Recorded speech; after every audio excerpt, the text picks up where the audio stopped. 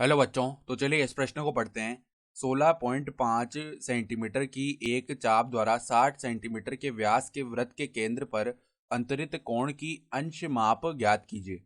तो यहाँ पर देखो, एक वृत्त है जिसका जो व्यास है वो 60 सेंटीमीटर है। तो 16.5 सेंटीमीटर की एक चाप द्वारा इस वृत्त के केंद्र पर जो अंतरित कोण की अंश माप है वो हमें ज्ञात करनी है।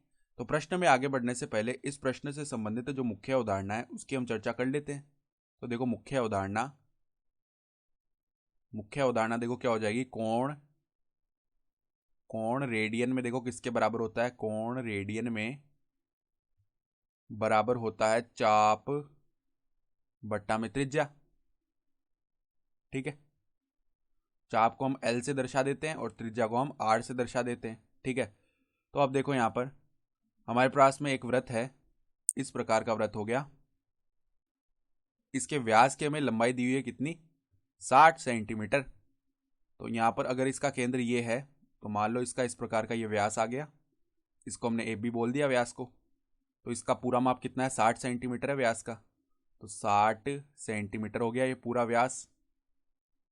फिर वो बोल रहा है 16.5 सेंटीमीटर की एक चाप है। तो यहाँ पर हम एक चाप मान लेते हैं, देखो सी डी चाप, जो कि कितनी है, 16.5 सेंटीमीटर की चाप है ये। ठीक है, तो इस चाप द्वारा वृत्त के केंद्र पर जो अंतरित कोण है, यानी देखो ये वाला जो कोण है थीटा कोण, ये हमें ज्ञात करके बताना है और इस कोण की अंश माप बतानी है। ठीक है, तो देखो यहाँ पर हम यहाँ पर क्या करेंगे, पहले तो त्रिज्या निकाल लेते हैं। तो त्रिज्या क्या होती है, व्यास की आधी होती है। तो 60 सेमी बट्टा में 2 आ जाएगा। तो ये त्रिज्या कितनी आ गई, 30 सेंटीमीटर आ चुकी है त्रिज्या। तो अब अगर हम कोण लिखेंगे थीटा, ये रेडियन में आने वाला है, तो वो क्या आएगा, चाप बट्टा त्रिज्या। चाप का माप कितना है, 16.5 बट्टा में त्रिज्या का माप है 30। ठीक है, इतना रेडियन आ चुका है ये। ठीक है, तो अब देखो हम जानते हैं कि एक रेडियन बराबर क्या होता है। एक रेडियन बराबर में होता है 180 बट्टा में 180 बट्टा में पाई डिग्री। ठीक है, तो अब देखो यहाँ पर ये जो थीटा है ये अगर हम डिग्री में ज्ञात करें तो 16, इसको 165 लिख लेते हैं, बट्टा में एक जीरो बढ़ जाएगा, यानी कि ये 300 हो गया। गुणा में रेडियन की जगह 180 बट्टा में पाई, इतना डिग्री आने वाला है। ठीक है, तो अब देखो इसको थोड़ा सरल करते हैं। तो यहाँ पर देखो इस जीरो से ये जीरो गया। फिर देखो क्या हो जाएगा, पाई का भी हम मान रख लेते हैं। तो 165 बट्टा 30 गुणा 18, यहाँ पर 22/7 रख लिया पाई का मान। ठीक है, तो अब देखो इतना डिग्री, इसका मान हम आगे निकालने का प्रयास करते हैं। तो यहाँ पर देखो हम 11 से भाग करें तो 165 कितनी बार जाएगा, यहाँ पर 1 5 15 बार चला जाएगा। और 22 जो है वो 2 बार चला जाएगा। फिर जो ये 2 है ये 18 को विभाजित करेगा 9 बार।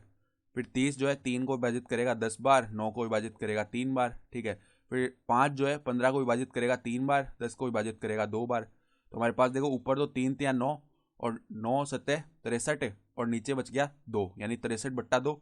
तो थीटा का मान आ चुका है हमारे पास 63/2 डिग्री। अब इसको आगे देखो अंश में हम तोड़ते हैं तो ऐसे लिख सकते हैं, थीटा बराबर में कितना आया है, 63/2 आया है मान। ठीक है, तो अगर हम इसको लिखना चाहें तो किस प्रकार से लिख सकते हैं, देखो देखो अगर इसको हम इस प्रकार से लिखें, 31, देखो 31 सहित 1/2। ठीक है, तो यहाँ पर देखो 2 गुणा 31 कितना बनता है, ये 62 बनता है। 62 प्लस में 1 63 और 63/2 पुनः बन जाएगा ये, यानी इसको हम ऐसे लिख सकते हैं 31 सहित 1/2 डिग्री। ठीक है, और अब अगर हम इसको अंश में तोड़ें तो थीटा बराबर में देखो 31 डिग्री और 1/2 डिग्री अलग से होगा, जो कि क्या हो जाएगा, 31 डिग्री 30 मिनट। ये बन गया 31 डिग्री और 30 मिनट। तो इस प्रकार इसे हम लिख सकते हैं। तो हमारा कोण का जो अंश मान है वो क्या गया, थीटा बराबर 31 डिग्री 30 मिनट। ये हमारा उत्तर हो गया। तो आशा करता हूँ कि आपको ये प्रश्न समझ में आया होगा। धन्यवाद।